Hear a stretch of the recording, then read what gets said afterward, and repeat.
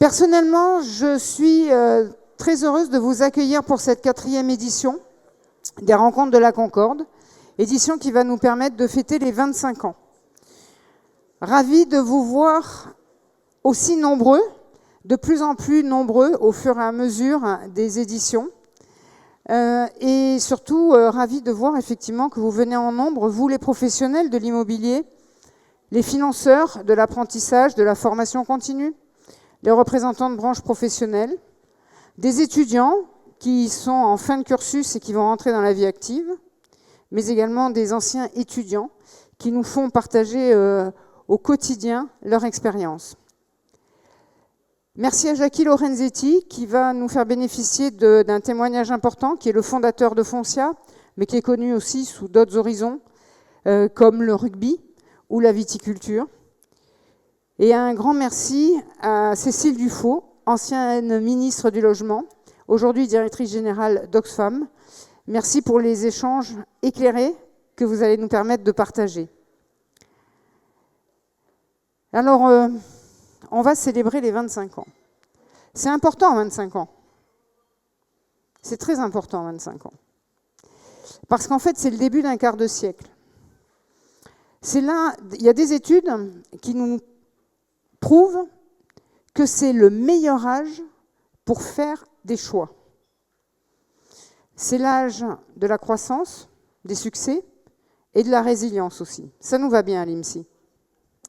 Alors, c'est vrai que j'aurais pu vous faire un long discours, retraçant étape par étape le parcours de l'IMSI. C'est vrai que j'aurais pu, mais je ne vais pas le faire. Et là, je vois qu'il y en a qui se détendent, qui se disent « ouf ». Je ne vais pas le faire parce qu'on a pris une option, c'est de vous présenter une courte vidéo qui va témoigner de notre parcours, de nos valeurs, des individus qui ont fait et qui font l'IMSI. Donc, j'ai envie de vous dire que cette vidéo de 2 minutes et demie, c'est court, 2 minutes et demie. Hein. Comment on résume 2 minutes et demie, 25 ans en 2 minutes et demie? Ben, vous verrez, on y est arrivé. Alors bien sûr, on a fait l'impasse sur certaines choses, mais être synthétique, c'est pas mal. Avant de vous passer cette vidéo, j'ai quelques merci. J'ai quelques merci à Françoise Sgarbosa, qui a fait de l'IMSI une école de référence. Merci à Claire Avril, la directrice de Toulouse, à Kelly Trévisan, la directrice de l'IMSI Lyon, et de toutes les équipes de l'IMSI sur tous les territoires. Merci aux intervenants, merci aux étudiants, parce que c'est vous aussi qui avez fait de l'IMSI ce qu'il est devenu. Merci à Henri Buzicazo pour ton engagement, ta conviction, ton implication active et durable. Merci à vous. Merci à vous, parce que si vous êtes là, ça veut dire aussi que vous faites partie de la communauté IMSI. Donc, j'ai envie de vous dire, joyeux anniversaire. Disons-nous que ce soir, on a tous 25 ans. Et place à la vidéo maintenant. Merci à vous.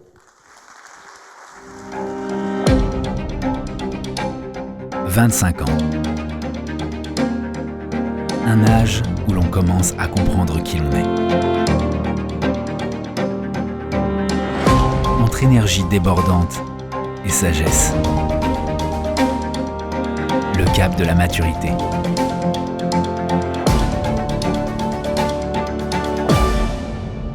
Un âge où c'est le moment de faire le point. L'IMSI. École inspirée d'une entreprise devenue référence de l'immobilier. En 25 ans, on a formé des milliers d'apprenants. On s'est engagé sur le développement durable et la RSE. Transformer des ambitions en carrière solide. Connecter la théorie au terrain. En 25 ans, on a construit une école à taille humaine. Une école ouverte, avec des valeurs fortes d'humanisme, d'engagement et d'ouverture. Parce que chaque apprenant compte.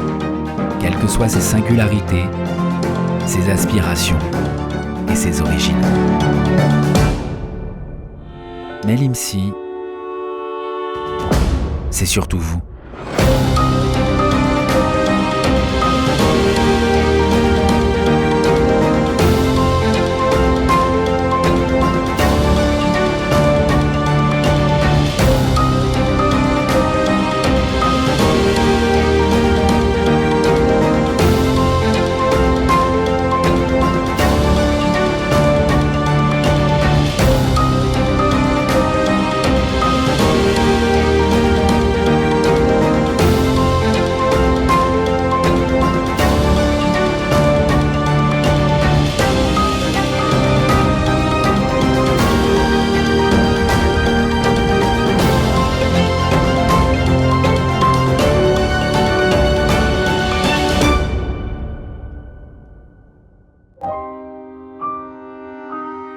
Aujourd'hui, on a tous 25 ans. On a grandi. Et ce n'est que le début.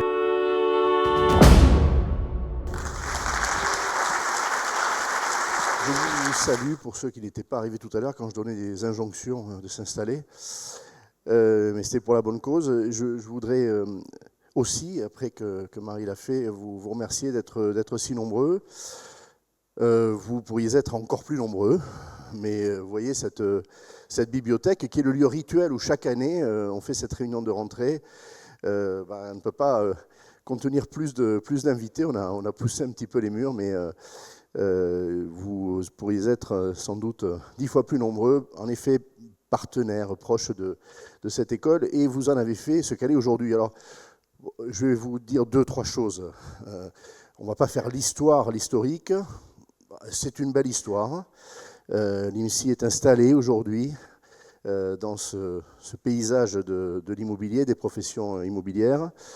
Elle y est estimée, vous ne seriez pas là, et elle fait le job, comme on dit, c'est-à-dire que d'évidence, et depuis 25 ans, elle forme des femmes et des hommes qui trouvent leur place dans les entreprises, des places de choix, qui font de beaux parcours, de très beaux parcours. Certains sont dans cette salle, bien sûr. Je parle des anciens qui ont progressé. Et je vous donne juste 2 chiffres parce que ça me plaît bien de vous les dire. Quand j'ai créé l'école il y a 25 ans, je l'ai créée avec Françoise Garbosa, qui a été citée. Et vous avez vu son visage sur le film. On a eu, je dis volontiers, cet enfant ensemble, Françoise et moi. Première promotion, c'était 13 étudiants. Et d'ailleurs, ça se passait dans les locaux, je salue le directeur général du groupe Igencia, dans les locaux où il y a aujourd'hui les fonctions de siège, et puis aussi de la formation continue. Mais il y a un amphithéâtre, il suffisait largement parce qu'il y avait 13 étudiants. Voilà. Et aujourd'hui, si on additionne les effectifs des quelques 10 villes dans lesquelles on en a cité tout à l'heure 3, en fait, la marque IMSI, elle est dans une dizaine de villes, eh bien, on arrive à quelque chose comme 2000 étudiants. Voilà, donc c'est une progression. Le nombre ne dit pas grand-chose. Je suis beaucoup plus fier de l'employabilité qu'on sait donner à nos étudiants. Et Marie l'a dit rapidement, alors je vais préciser. L'IMSI a inventé dans l'univers de l'immobilier cette coproduction des talents entre l'entreprise et l'école. Ça s'appelle l'alternance. Mais il y a 25 ans, on n'en parlait pas. Voilà, aujourd'hui, c'est d'une grande banalité. Nos consoeurs, confrères nous ont rejoints dans cette pédagogie et le font très bien. Mais on avait pris une avance technologique, j'espère qu'on la garde, et une foi inébranlable dans l'alternance. C'est quasiment tous les étudiants qui aujourd'hui sont en alternance et on ne sait les fabriquer, ces talents, que parce qu'il y a les entreprises. Et un corps professoral qui, je le rappelle aussi, est constitué exclusivement de professionnels de l'immobilier en activité, qui viennent donner leur code, leur savoir, leur savoir-faire, leur savoir-être aussi. Et tout ça, ça fait des ressources humaines prisées des entreprises, et beaucoup de ces entreprises sont représentées ici. Voilà. Je ne vous dis que ça, ces 25 ans nous ont permis de bâtir cette école-là, tous ensemble. 25 ans, oui, c'est le bel âge, c'est l'âge où on trouve son chemin.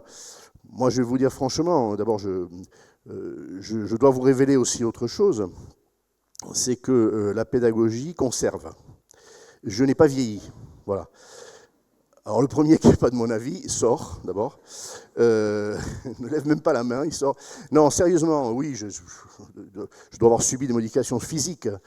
Mais objectivement, je pense même que j'ai rajeuni. Tout à l'heure, je m'exprimerai devant la ministre, l'une des deux, on a deux ministres aujourd'hui, du logement, et je dirais un peu ce qu'apporte la fréquentation quotidienne de gens jeunes, un peu moins jeunes parfois, mais essentiellement des gens jeunes, femmes ou hommes. Oui, ça maintient jeune, ça maintient optimiste, ça donne la pêche, et ça donne envie de faire 25 ans de plus. Voilà, ça c'est certain. Les 25 ans qui suivent, oui, je vais les faire. Après, je ne sais pas, il va quand même falloir aussi... Bon. Et croyez bien que je prépare la relève, hein, c'est pas... Pour ceux qui seraient déjà fatigués de me voir, bon, n'ayez crainte. Mais le chemin est tracé, ce qu'il faut, c'est que cette école, qui est devenue une institution, perdure. C'est un institut. C'était à deux doigts d'être une institution. Une institution, vous savez, on apprend ça quand on fait un peu de philosophie, j'ai gardé quelques souvenirs, c'est le lieu du règne de la raison. Et ça ne passe pas. La raison est éternelle. Alors il faut s'y coller parce que bien des choses peuvent arriver à une institution. Hein, on en connaît qui ont périclité. Mais enfin, vous reconnaîtrez que même quand on secoue beaucoup une institution, même quand elle traverse des tourments, elle est toujours là. Regardez la France, par exemple. Bon. Et non, parce qu'il y a des femmes et des hommes publics avec nous. Moi, je trouve que la France est solide. Bon. J'attends de l'IMSI, et grâce à vous, qu'il ait la même solidité que les plus solides des institutions. Voilà ce que je voulais dire. Alors, dernière chose, il y a un acte de naissance. Vous m'entendez dire, puis c'est écrit, et je suis très fier, président fondateur. Ça a de la gueule. Bon. Mais la vérité, je ne vous ai pas menti quand je dis que j'étais fondateur, mais je ne suis pas l'inspirateur. Celui qui a eu l'idée de l'IMSI, il ne peut pas être avec nous ce soir, pour des raisons personnelles et que je ne peux que comprendre. Alors, j'ai demandé à Radio Imo et à un journaliste de Radio Imo, talentueux, d'aller l'interviewer en notre nom. Il y a quelques heures, il était dans son bureau, et vous allez voir ce que Jackie Lorenzetti nous a dit. C'est lui qui, il y a 25 ans, 26, parce qu'il a fallu quelques mois quand même, pour faire démarrer l'école, m'a passé une commande. J'étais son proche collaborateur. Il y a ici des personnes qui se le rappellent parce que nous étions contemporains dans cette grande maison. Et parmi les missions, lorsqu'il m'a recruté, qu'il m'a confiée, la première, je dis bien, la plus urgente à ses yeux, pourtant dans une entreprise, hein, vous imaginez, il y en a d'autres, mais la plus urgente à ses yeux, c'était de construire une école pour assurer les besoins en ressources humaines, en cadre, on disait à l'époque, on va dire en manager, enfin, de cette grande entreprise. Et donc je veux être honnête, lui rendre cet hommage et vous dire franchement que je suis le fondateur, pas l'inspirateur. On envoie l'interview, s'il vous plaît. Bonsoir à toutes, bonsoir à tous. J'espère que vous passez une excellente soirée en ce moment à l'occasion du 25e anniversaire de l'école, l'IMSI. Nous sommes ici, peut-être que vous avez reconnu derrière moi des joueurs de rugby qui sont plaqués au mur. Effectivement, nous sommes au cœur du centre d'entraînement du Racing où nous sommes accueillis par Jackie Lorenzetti. Bonjour. Bonjour à tous. Heureux de pouvoir échanger avec vous malgré mon absence. Merci en tout cas d'être là parce que ça nous fait doublement plaisir parce que votre parole est plutôt rare. Donc on est ravis de pouvoir vous interroger quelque peu. Il y a 25 ans, Henri Buzicazo vous rejoignait pour vous aider à développer le groupe Foncia. Et à l'époque, vous lui avez donné une mission très importante, celle de créer une école qui permettrait finalement de former les futurs managers du groupe Foncia. 25 ans plus tard, l'école s'est largement développée, elle a une sacrée belle réputation. Vous avez des campus à Paris, Lyon, Toulouse et Rennes. Mais est-ce qu'on peut revenir à la genèse? C'était quoi l'esprit de départ? Qu'est-ce que vous vouliez faire? L'esprit de départ, il est encore beaucoup plus vrai aujourd'hui. Et l'esprit de départ, c'est la compétence. C'est la connaissance des hommes qui doit leur permettre d'assumer leur mission. Il y a une loi cadre qui a été votée, qui s'appelle la loi Pacte, je crois d'ailleurs, il y a quelques mois, quelques années par Emmanuel Macron, qui a pour but de donner un destin aux entreprises. Je crois que pour assumer ce destin, il faut avoir une compétence, une formation. Donc la mission de Henri, c'était bien sûr de créer l'école, mais aussi derrière tout ça, d'organiser la formation du groupe. Alors du coup, il y a eu les premiers cours qui ont été installés, et puis quelques années plus tard, vous décidez de faire un petit switch, c'est-à-dire que vous allez autoriser finalement d'autres entreprises extérieures à Foncia d'aller aussi former finalement leurs collaborateurs. Pour quelles raisons ? Écoutez, certains peuvent s'imaginer qu'ils doivent être seuls dans un métier pour l'incarner et pour en tirer certainement beaucoup de profit. Moi, j'ai toujours pensé que l'échange entre les hommes, le partage, étaient des éléments importants. Parce que les autres il fallait se garder avec humilité de vouloir être dominateur. Donc l'idée, c'est essentiellement ce que j'appelle de pouvoir buvarder, c'est-à-dire d'écouter les autres, d'écouter la diversité, d'écouter la compétence, de le faire sien, et puis de continuer à développer avec les autres confrères ce métier. Oui, parce que vous aviez en plus un vrai avantage concurrentiel sur les autres avec cette école. Et finalement, vous leur autorisez à participer. Oui, mais on y trouve une richesse extraordinaire. Parce qu'au lieu d'être seul, on est 20, on est 40, on est 50, on est 100. Aujourd'hui, toute la profession adhère à l'IMSI. Et je pense que c'est encore plus aujourd'hui où la notion de travail est importante. Aujourd'hui, il y a la notion bien sûr de formation, mais la notion de travail qui est importante avec les 35 heures, avec le télétravail. Certains peuvent s'imaginer qu'on n'a plus besoin de travailler. Et ça, il faut surtout pas y croire. Et donc l'idéal, c'est aujourd'hui non seulement d'apprendre à travailler, ce que fait l'IMSI, mais d'apprendre à bien travailler. Vous avez créé Foncia en 1972. Oui. C'est l'année justement où est devenue applicable la loi Hoguet, notamment avec des obligations, des dispositions légales qui imposaient finalement aux organismes immobiliers de former justement leurs collaborateurs. Et puis en 2014, sous le gouvernement Hollande, la ministre du Logement à l'époque s'appelle Cécile Duflot et décide de durcir un petit peu ces obligations légales. Pensez-vous justement qu'il faille des contraintes justement légales pour imposer aux organismes immobiliers justement de former leurs collaborateurs? Écoutez, on vient de vivre un moment assez exceptionnel qui s'appelle les Jeux Olympiques, oui. Où avant que l'opération ne soit déclenchée, nombre de Français étaient contempteurs. Il y allait y avoir des embouteillages à en plus finir. On allait se faire bombarder par des terroristes. Enfin bref, nombreux Français étaient pessimistes sur le sujet des Olympiques. Les Jeux Olympiques se sont trouvés finalement être une formidable opération de solidarité nationale. Et les Français se sont découverts un cœur, et 70% des Français, je crois, sont très fiers de l'être. Mais d'abord, ils rouskaillent. C'est quand même des rouspéteurs. Donc je pense que à partir du moment où on n'arrive pas à passer naturellement, il faut, oui, pourquoi pas légiférer. C'est le cas de la loi Hoguet, notamment. Je vous rappelle que ça a été demandé aussi par les syndicats professionnels qui souhaitaient qu'il y ait une législation autour de leur métier. Moi, je trouve ça très très bien.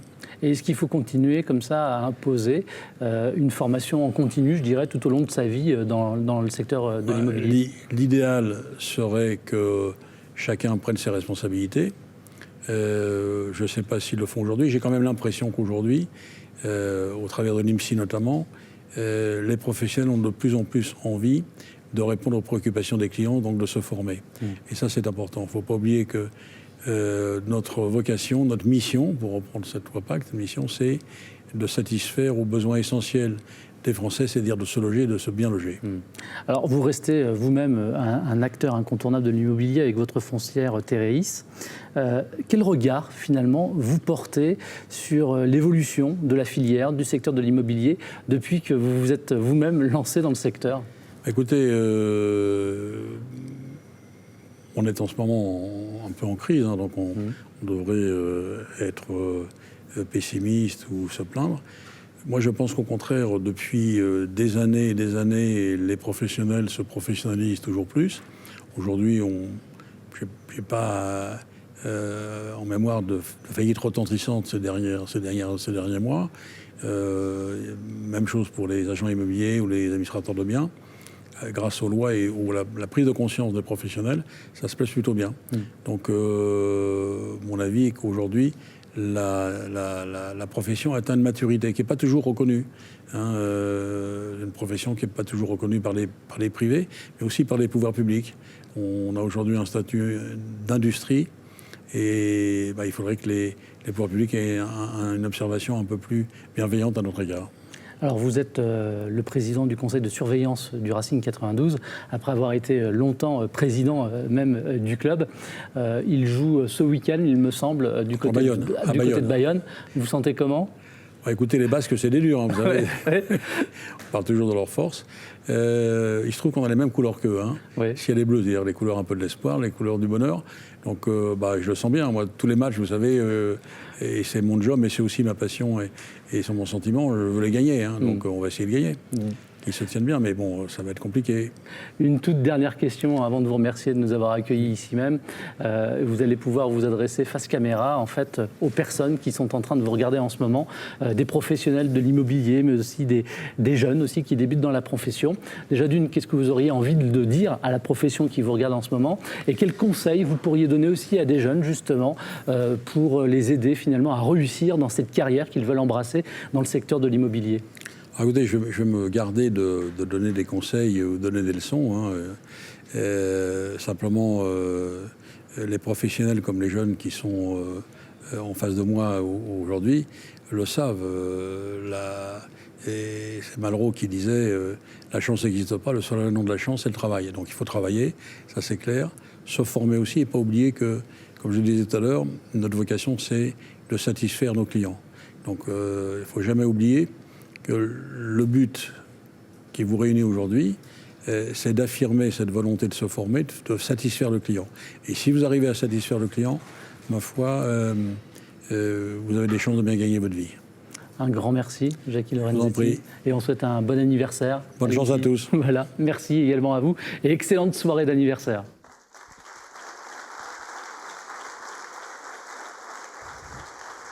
Bon, je souscris à tout ce qu'a dit Jacky Lorenzetti, sauf la fin, pour être bâillonné, je suis moins sûr que lui, de l'issue heureuse du prochain match contre le Racing. Voilà. Je vais demander à Cécile Duflot de bien vouloir me rejoindre. Elle a presque été annoncée par Jacky Lorenzetti. On a parlé de la loi Hoguet, on a parlé aussi de son évolution de 2014. Alors, Madame la Ministre, je t'ai invité, je pourrais le faire parce qu'on est, je t'en prie, parce qu'on est camarades, et oui, on a une école en commun.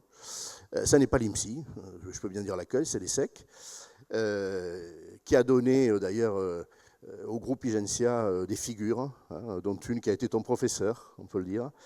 Donc c'est une école que tu aimes, mais ça pourrait être aussi parce qu'on a travaillé ensemble quand tu étais ministre, et de façon efficace. Et puis ça pourrait être parce que je suis un peu turbulent et que franchement, quand on demande à la communauté immobilière quelle est la ministre ou le ministre du Logement qu'ils ont préféré, tu ne viens pas en tête. Mais c'est parce que...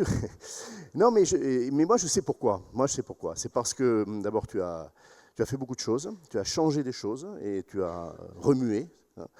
Tu as fait bouger les lignes. Moi ce qui m'intéresse, on ne va pas parler du reste, on pourrait, moi j'étais même favorable à l'encadrement des loyers, donc c'est vous dire.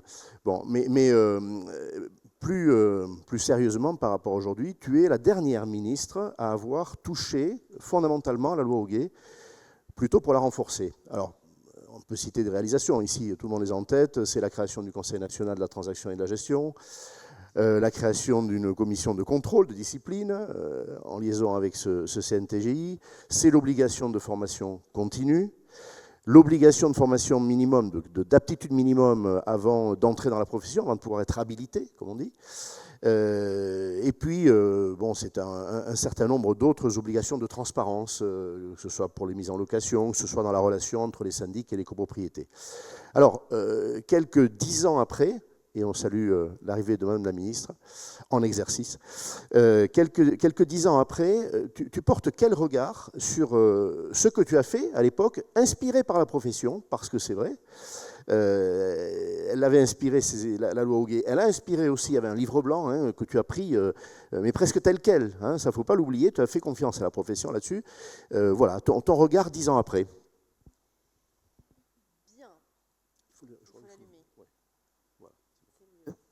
Vous m'entendez ? Bonjour Madame la Ministre, je suis contente de vous voir.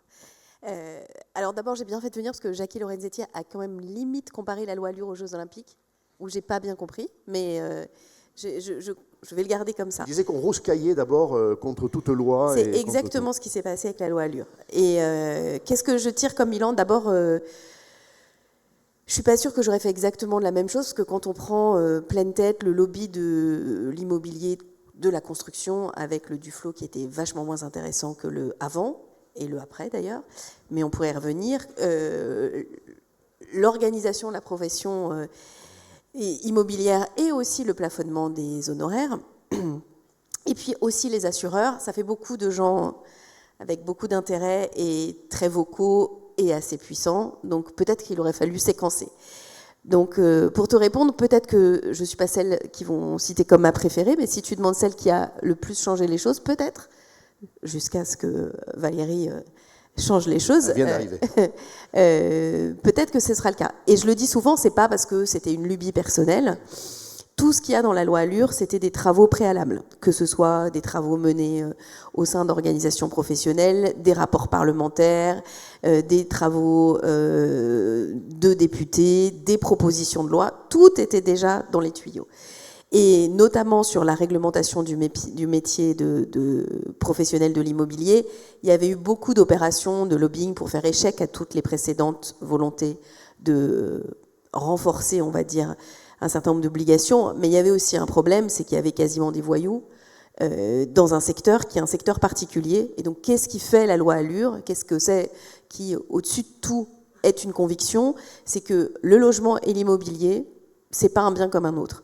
Ça répond à un besoin fondamental de l'être humain, un besoin vital, exactement comme manger ou boire. L'espèce humaine a besoin d'un abri.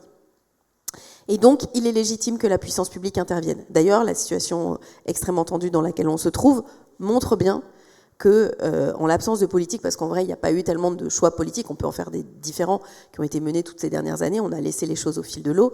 Le président de la République que je connaissais, puisqu'il était au cabinet du président de la République lorsque j'étais ministre, n'a jamais eu grand intérêt pour les questions immobilières. Donc quand on laisse les choses au fil de l'eau, à un moment, ça se tend. Et donc je pense que c'était ce qu'il fallait faire, et je pense que ça ne pouvait se passer que par un carton jaune au congrès de la FNAIM, parce que personne ne pouvait dire oui, c'est ça qu'il faut faire, de baisser nos honoraires. En même temps, chacun savait qu'il y avait des abus, chacun savait qu'il y avait un certain nombre de choses qui n'allaient pas. Et je le dis, sur des montants et des sujets qui touchent de façon extrêmement profonde et brutale la vie des gens. Et une des choses dont je suis très fière dans la loi Allure, dont on ne parle jamais, c'est la suppression de la garantie intrinsèque. Alors je parle devant des spécialistes, donc au moins ici vous connaissez. Mais on ruinait des familles entières, parfois sur 2 générations, pour des opérations qui étaient des opérations de voyous. Donc il y avait quand même beaucoup de choses qu'il fallait patcher dans la législation, et des choses aussi banales que les règles de vote en copropriété pour pouvoir permettre des rénovations thermiques, par exemple. Donc, 10 ans après, ce qui est amusant, c'est que beaucoup de gens ont beaucoup protesté contre la loi Allure, mais dans tous ces équilibres, elle reste. Et la disposition qui a fait le plus débattre, l'encadrement des loyers, elle est revenue. Via la loi Elan, d'ailleurs, elle va être... c'était une expérimentation. Ça, c'est quand on veut faire un truc, on sait que c'est bien, mais on n'ose pas trop. Et à un moment, il va falloir régler les choses. J'ai jamais pensé que l'encadrement des loyers était l'alpha et l'oméga d'une politique, mais c'est un peu comme le Doliprane, c'est d'actualité. Quand on est malade, ça soigne pas le virus, mais ça fait baisser la fièvre. Et il fallait absolument faire baisser la fièvre, parce que, je le redis, sans abri sur la tête, une société est complètement déstabilisée. Donc, pour le reste, ce sujet-là a donné lieu à beaucoup de débats. Pour le reste, tout est resté à peu près constant. Mezzo, quelques dispositions relatives à la trêve hivernale, mais honnêtement, je pense que l'ensemble du secteur avait besoin de ces dispositions qui ne sortaient pas, je le redis, de lubie de la ministre de l'époque. Mais en revanche, j'ai vraiment voulu embrasser tout ce qui traînait. C'est ce qui a fait que ça fait cette loi très importante. Mais tous les dossiers qui traînaient, dont... beaucoup de choses qui, je pense, sinon, seraient encore en train de faire l'objet de rapports parlementaires et traîneraient quelque part au fond d'un tiroir. Jackie Lorenzetti, dans son interview, dit « Je suis demandeur d'un regard différent, meilleur, de l'opinion sur les professionnels de l'immobilier et des pouvoirs publics. » Ce n'est pas un homme qui se voile la face. Moi non plus. Et je dois dire, et bien sûr j'en souffre, parce qu'avec d'autres, tous ceux qui sont ici, je fais en sorte que depuis 25 ans, par la formation initiale et continue, la réalité soit améliorée, que l'image soit meilleure. Pour toi, pour que cette image soit meilleure et pour que la réalité soit encore meilleure, qu'est-ce qui manque? Alors, ça peut mériter une thèse, mais allez, 2-3 idées fortes qui conduiraient aujourd'hui, et ça fait 7 ans en plus qu'on a le sentiment qu'au sommet de l'État, on souffre de ce regard pas terrible. J'ai même été invitée par la FNAIM pour fêter leurs 100 ans. Et quand on m'a passé le coup de fil, j'ai dit, vous êtes sûr de sûr, là, à cet instant?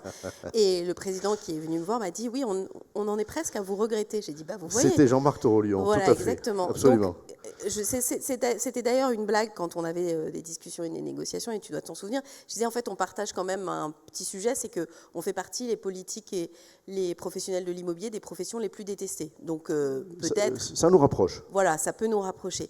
Parce que je pense que justement, on touche, je le redis, on touche à quelque chose de vital. Et c'est étonnant, on touche aussi parfois à la dépense la plus importante que des gens vont faire dans toute leur vie, acheter un logement.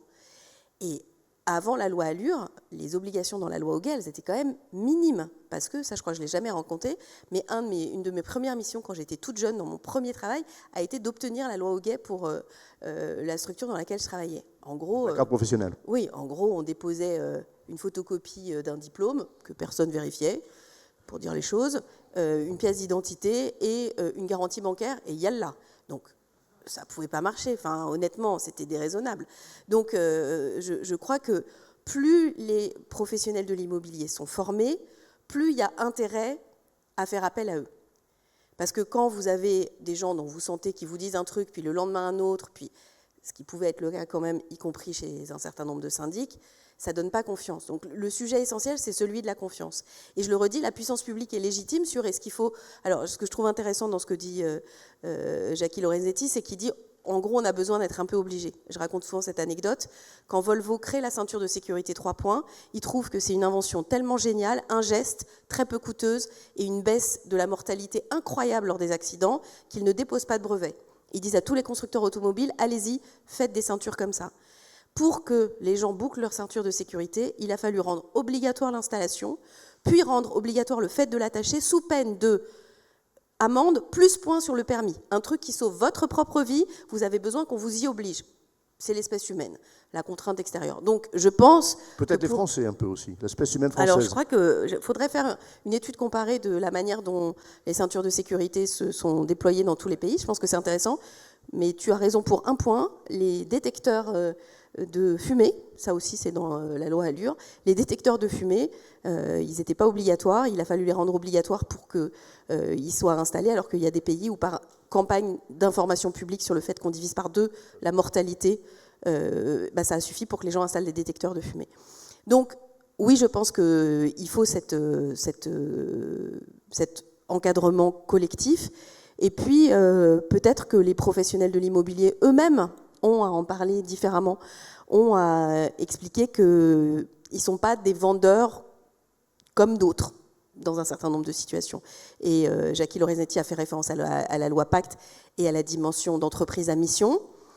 Quand on se dote d'un statut de mission, et je pense que c'est une très bonne chose dans la loi Pacte, il faut qu'il y ait un comité de mission et il faut surtout avoir de la redevabilité. Parce que la pire chose, c'est de prétendre tout un tas de choses et ensuite de ne pas les tenir. Donc je pense que cette question de la redevabilité des professionnels de l'immobilier, elle est centrale si on veut recoudre quand même un sentiment parfois de dissociation entre la perception des uns et des autres. J'ajoute que Ovalto, qui est le holding de Jackie Lorenzetti, est une entreprise à mission et qu'à l'intérieur, des activités qui ont été citées tout à l'heure par Marie, alors l'Arena, le spectacle, qui est la propriété de Jackie Lorenzetti, les Jeux Olympiques s'y sont pour partie déroulés, natation. Il était leveur de vin, ça se dit, leveur de vin, ne reprenez pas. Et puis voilà, il est aussi encore dans l'immobilier avec Théréis, mais il a voulu que son entreprise soit une entreprise à mission.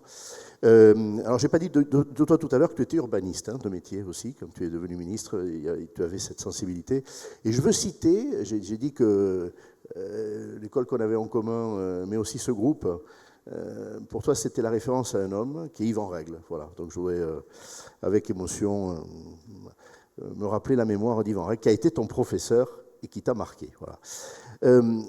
Alors tu es aussi, Marie nous l'a dit, aujourd'hui, c'est le choix que tu as fait, tu n'es plus en politique, tu milites autrement, à la tête d'une organisation non gouvernementale, une ONG, Oxfam, en France, qui en particulier se bat pour la réduction des inégalités, de la pauvreté. Le logement reste une cause d'inégalité, de pauvreté. Un mot sur ce sujet-là, avant que je n'échange avec Madame la Ministre. Alors, pour ceux que ça intéresse, on a publié un rapport Oxfam justement sur le logement qui s'appelle « Logement des inégalités à tous les étages ». Il y a quelques mois, il est en accès libre sur le site oxfamfrance.org. Et justement, on l'a fait parce qu'on a le sentiment que le logement est le carburant de toutes les inégalités. D'ailleurs, il y a une interview du directeur de l'INSEE dans Le Parisien où il explique qu'en France, on arrive à peu près à continuer à faire de la redistribution en termes de revenus, mais que là où les inégalités s'accroissent, et de manière importante, c'est sur le patrimoine. Et que ça n'a rien à voir, alors Piketty en son temps l'avait bien écrit, d'être propriétaire de son logement ou d'être locataire. Mais pire, d'être enfant de locataire ou d'être enfant de propriétaire. Et que cette tendance à la concentration du patrimoine, elle est par nature créatrice de déséquilibre, de tension. Et encore davantage quand il s'agit, je le redis parce que c'est essentiel, d'un élément fondamental pour la vie de l'être humain. Donc vous pouvez avoir une inégalité de patrimoine sur le fait de posséder des montres, c'est pas très très grave. Hein. Si quelqu'un possède pour 3-4 millions de montres, il y en a toujours quelqu'un qui pourra avoir une petite montre d'occasion et avoir l'heure et même il aura l'heure aussi. Et ce sera la même en plus. C'est pas du tout la même chose pour les logements. Et donc je pense que là pour le coup, et je suis contente de parler juste avant toi Valérie, et je suis contente que ce soit toi qui sois la ministre du Logement, parce que je pense qu'il faut considérer que c'est un des plus beaux ministères de la République. D'abord parce qu'il y a beaucoup de pouvoir, parce que c'est un ministère normatif et que donc on peut réellement changer les choses. Ensuite parce que c'est un sujet qui concerne 100% de la population française. Il n'y a pas une personne qui échappe à cette question-là. Et enfin parce que ce qu'on fait, on n'en verra pas les résultats. Les ministres du Logement sont condamnés à donner des gages et expliquer la politique de leurs prédécesseurs, et s'ils font des choses bien, ce seront leurs successeurs qui pourront s'en féliciter. Et donc ça rend très modeste et ça crée un rapport aux politiques qui est très écologiste, je trouve. C'est la question du moyen-long terme me semble très, très utile. Et donc nous, à Oxfam, on considère que cette question du logement, elle est absolument centrale, et on a voulu remettre cette question-là dans le débat autour des inégalités, parce que je pense que l'aggravation des inégalités de patrimoine dans notre pays, dans un pays qui a écrit au fronton de toutes ses mairies l'égalité, c'est un sujet fondamental. Et qu'on est au bord d'un moment particulier qui est la grande succession de toute la génération du baby-boom, et parmi eux la moitié des milliardaires français, et que si on ne gère pas bien cette transition-là, on risque d'avoir une surconcentration du patrimoine et une situation de tension sociale très grande. Je terminerai en disant que des chercheurs qui ont travaillé sur les gilets jaunes, si on vous dit les gilets jaunes, vous dites « Ah, c'est la taxe carbone et c'est l'augmentation du prix de l'essence ». C'est un sujet logement. Mais en fait, c'est un sujet logement. Et aménagement du territoire. Exactement, parce qu'en fait, qui a été les plus impactés par l'augmentation du prix du carburant? Ceux qui étaient dépendants de leur voiture pour aller travailler tous les jours et qui s'étaient éloignés de leur lieu de travail à cause du prix du logement. Et il se trouve qu'un bout de ma vie est dans les Landes, juste à la limite avec la Gironde. On salue monsieur le député des Landes. Exactement, on en a évoqué brièvement. Une partie des gens ont été repoussés depuis l'agglomération bordelaise, mais ils sont évidemment complètement dépendants et parfois ils font 160 km aller-retour par jour. Et donc, si on ne se pose pas cette question du logement sous aussi cet angle social, on risque de rater plein d'autres rendez-vous et de remettre un jour de l'essence sur des situations de tension extrêmement fortes.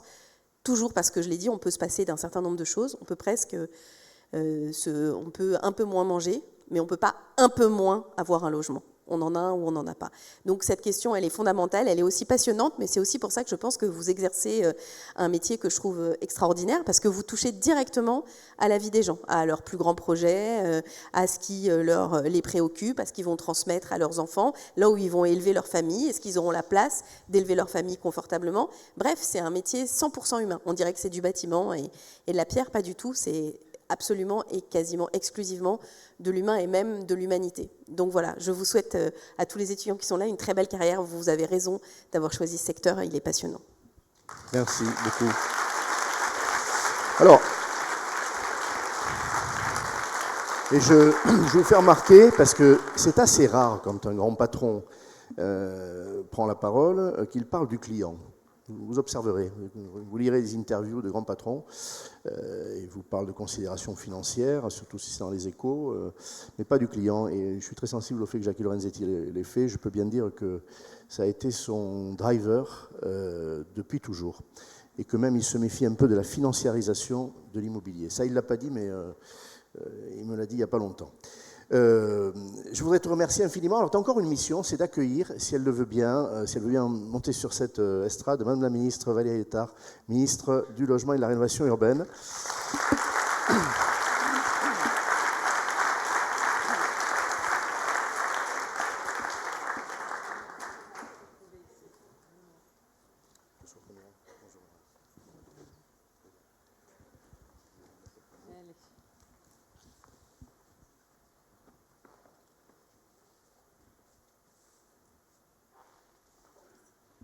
Chère Madame la Ministre, c'est rare d'avoir deux ministres du logement, je trouve que c'est luxueux et je ne boude pas mon plaisir.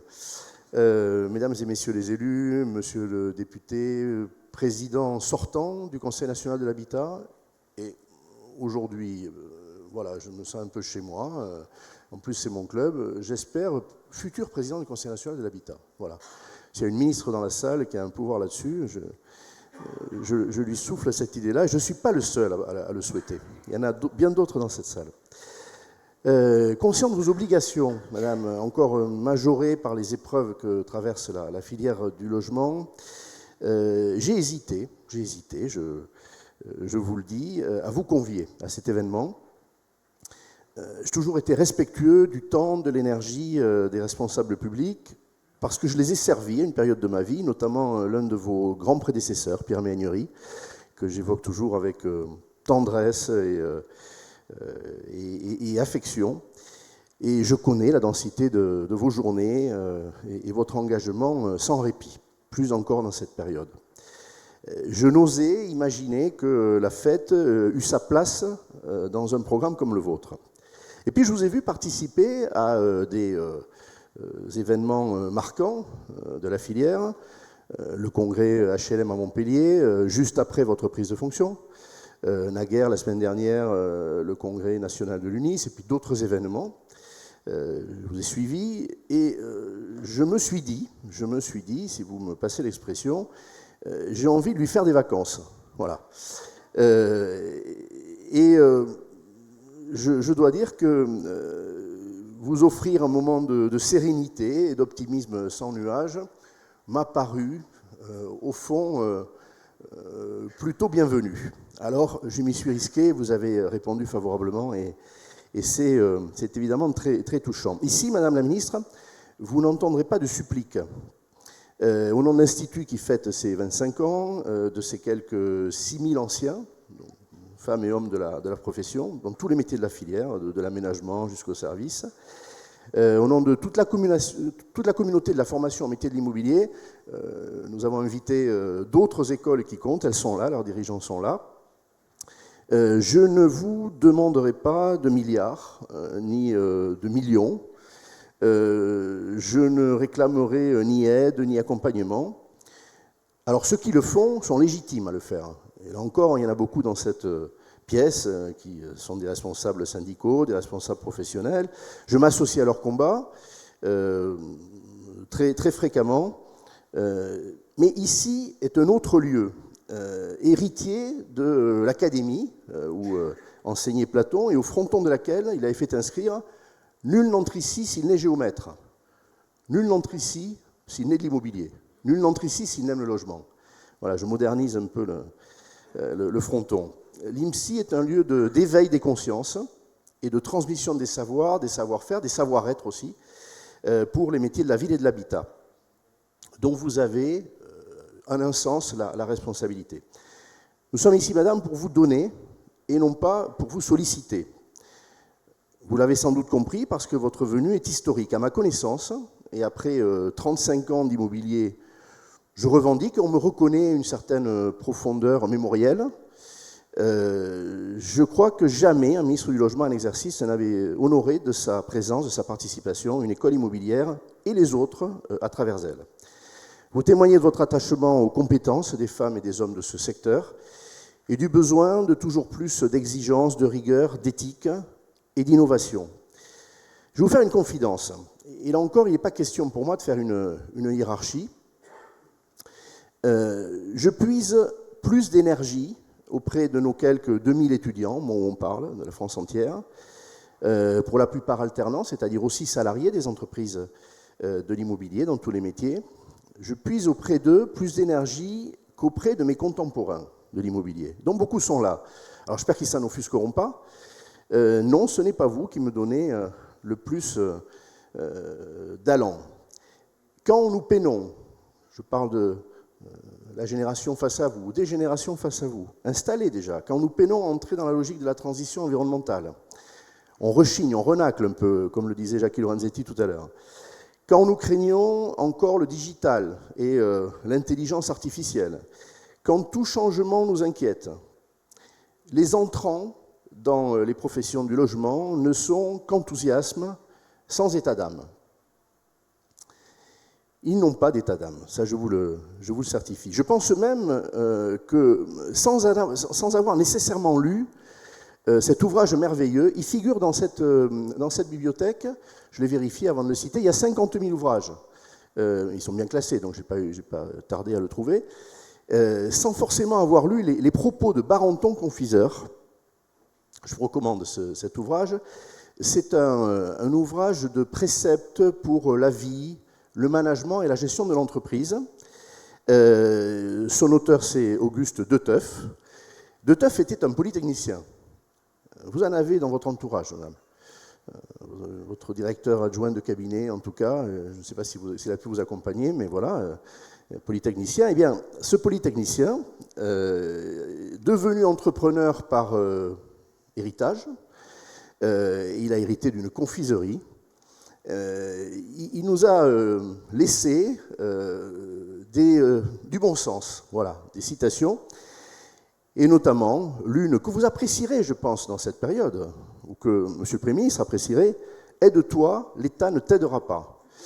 Nous formons d'abord des professionnels courageux, autonomes, créatifs, et nous ne leur donnons pas pour premier réflexe de se tourner vers la puissance publique pour réussir leur carrière. Les écoles, la nôtre notamment, œuvrent également à façonner des talents qui contribueront à la réussite des politiques publiques. Ça va plus loin. Sans eux, ces politiques échoueraient ou échoueront. Qu'on parle de lutter contre le dérèglement climatique, d'éradiquer la discrimination, les inégalités, l'habitat indigne ou les marchands de sommeil, ou encore simplement de rendre le logement accessible, ces acteurs sont indispensables et les femmes et les hommes de la pédagogie portent ainsi une lourde charge qu'ils assument avec bonheur, celle de préparer les professionnels lucides sur leur mission d'intérêt collectif et non seulement commercial. La France est d'ailleurs à cet égard exemplaire et elle doit le rester.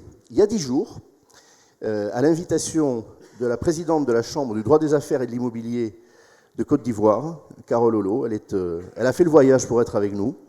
Elle a été mon élève, je le dis avec beaucoup de fierté.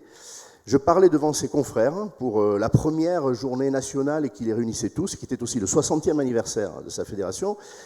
Et je parlais aussi, madame, devant votre homologue, le ministre du Logement, de la Construction et de l'Urbanisme de Côte d'Ivoire.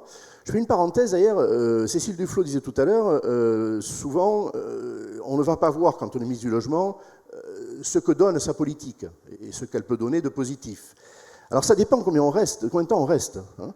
Et je voudrais vous souhaiter la même longévité que Monsieur le ministre, qui est un homme de grande qualité, Monsieur le ministre du Logement ivoirien, ça fait 7 ans qu'il est en poste.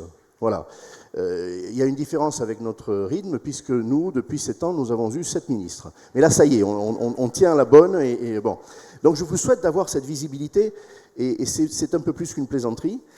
Et j'évoquais devant les plus hauts fonctionnaires aussi de son ministère le modèle français, je le décrivais, c'était la commande qui m'avait été passée, je décrivais ce modèle de la loi Hoguet, ses dernières évolutions, et je disais tout l'apport qui avait été fait en matière de compétences, de performance aussi professionnelle, d'éthique et de déontologie. Pour que ce grand pays, d'ailleurs, francophile, soit logé à la même enseigne, je viens d'installer l'IMSI à Abidjan, avec le concours de la présidente, en partenariat avec son école, car elle a aussi créé une école. L'IMSI est déjà en des termes comparables au Cameroun, pour les mêmes raisons et avec les mêmes objectifs. Et le président, qui n'est pas avec nous, Alain Mougang, lui aussi à la tête du syndicat de référence et de l'école de référence de son pays, a choisi l'IMSI comme partenaire il y a déjà quelques années. Et je mentionne confraternellement, je n'ai pas vu la directrice de l'ESPI, mais je pense qu'elle est là, je mentionne la démarche comparable de l'ESPI à Québec. Il ne faudrait d'ailleurs pas que ce modèle, moderne en 1970, modernisé en 2014 par votre prédécesseur, prenne du retard. J'appelle de mes voeux que les 2 décrets d'application de la loi ALUR, l'un portant sur l'aptitude minimum des collaborateurs à l'entrée de la profession en transaction en gestion, l'autre créant une commission de contrôle des professionnels, j'appelle de mes voeux que ces 2 décrets paraissent sans délai. Reconnaissez qu'après 10 ans, le sans délai se justifie. Et je ne vous le demande pas, j'ai dit qu'aujourd'hui je ne vous demandais rien, c'est essentiellement, en tout cas il est leader, monsieur le ministre de la Justice, garde des Sceaux, qui est responsable de ces 2 textes, même si je pense que vous les co-signerez. En tout cas, la dignité de nos professions passera toujours par l'exigence, quelle que soit sa forme juridique. J'avais en son temps inspiré même l'idée, j'avais exhumé l'idée, ça ne venait pas de moi, qu'une organisation ordinale soit mise en place. En tout cas, il faut être sur le versant de l'exigence la plus forte. Je vois avec plaisir, au demeurant, que les professions les plus jeunes, les diagnostiqueurs immobiliers par exemple, ou les modèles les plus récents, les réseaux de mandataires indépendants, se donnent ce cap de plus de formation pour plus de compétences et en font leur objectif structurant et obsessionnel. L'IMSI et les écoles consoeurs seront toujours au service de cet idéal d'un corps professionnel du logement et de l'habitat de haut niveau, qui ne transige pas avec les valeurs de la République et qui se sent investi du rôle de relayer les politiques publiques. Merci Madame la Ministre de la considération que marque à notre Institut votre participation à ce 25e anniversaire. Derrière vous, les enseignants de l'IMSI, leurs étudiants, les équipes d'encadrement, les alumni, doivent vous donner du baume au cœur, c'est ce que je vous ai promis. La relève des métiers de l'habitat est à vos côtés, prête à changer le monde en mieux, pour le coup sans modestie, et animée comme vous de l'ambition de faire du logement un atout pour chacun, tout en créant de la richesse pour le pays. Grâce à vous, Madame la Ministre, cet anniversaire n'est pas seulement heureux, il l'aurait été de toute façon, il est politique. Au sens premier du terme, il reconnaît le rôle de notre Institut pour forger les talents qui dessineront demain les territoires et les villes. C'est un cadeau d'anniversaire que vous nous faites. Nous vous en exprimons toute notre gratitude. Merci.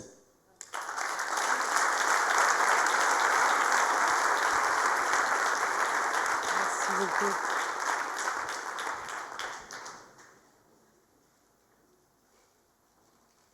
Madame la Ministre, ma chère Cécile, que je suis vraiment très très heureuse de retrouver grâce à vous, cher Henri. Cécile, j'étais parlementaire à l'époque, tu étais ministre, et nous n'étions pas de même sensibilité politique, mais j'ai pris un plaisir vraiment intense à travailler avec toi sur les textes que tu as portés, et vraiment j'ai toujours trouvé une écoute et une attention, malgré nos différences, qui étaient plus qu'appréciable, et en tout cas, tu as fait ça avec beaucoup de conviction, avec beaucoup de talent, et vraiment, je voulais te le dire, j'ai vraiment apprécié. Monsieur le député, cher Lionel Cos, Monsieur le Président, cher Henri Buzy-Cazot, Madame la Directrice Générale, Mesdames et Messieurs, chers amis, c'est un plaisir d'être forcément aujourd'hui avec vous dans ce lieu magnifique de l'Automobile Club de France. Un lieu choisi à propos, puisqu'il donne sur l'Assemblée nationale, dont les députés ont d'une certaine manière contribué à notre présence ici. Si nous pouvons célébrer les 25 ans de l'IMSI, c'est aussi parce que d'autres avant nous ont porté ce besoin ce besoin de formation et d'excellence dans les professions immobilières. La loi de 65 sur les copropriétés, la loi Hoguet en 70, la recherche de la protection de l'acheteur et des copropriétaires ont été autant de cadres encore fondateurs aujourd'hui. Ce cadre, et toute la profession avec, a dû s'adapter à l'habitat indigne et aux copropriétés dégradées, avec une loi récemment adoptée, dont je sais la grande technicité qu'elle requiert, à la numérisation avec de nouveaux outils, à la gestion humaine aussi, car les copropriétés et le marché immobilier évoluent avec la société, à la rénovation énergétique, enjeu majeur de notre temps, et qu'il sera encore dans les prochains mois, avec les chantiers enclenchés par le Premier ministre pour simplifier et adapter de manière pragmatique. Sur ce dernier sujet, je crois d'ailleurs à l'importance de maintenir et de renforcer le DPE. Nous avons enclenché, avec le ministère, un grand plan de renforcement de la formation continue des diagnostiqueurs. Ne reste plus qu'à ouvrir le sujet de la formation initiale, pour laquelle l'expérience de l'IMSI, une fois de plus, et de vous-même, Monsieur le Président, sera précieuse. Car ces défis, l'IMSI contribue à les relever depuis 25 ans, et je veux ici saluer son action. Action qui d'ailleurs devient internationale, puisque j'ai compris qu'un développement en Afrique est en projet, Monsieur le Président, preuve de la capacité de rayonnement du modèle, comme quoi la France sait exporter ses savoir-faire, y compris en immobilier. Je ne m'attarderai pas sur l'action de son fondateur et président, car je sais qu'il ne le souhaiterait pas, mais je voudrais néanmoins le saluer chaleureusement pour son grand professionnalisme, sa capacité d'écoute, pour son sens de l'intérêt général et sa culture du compromis sans compromission, et pour son intuition que les professions immobilières, parfois mal aimées, sont nécessairement appelées à l'excellence. C'est aussi le charme du métier, un vrai service, un rôle central dans la vie de tant de nos concitoyens. Je conclurai en disant que, bien égoïstement, je vais avoir besoin de l'IMSI.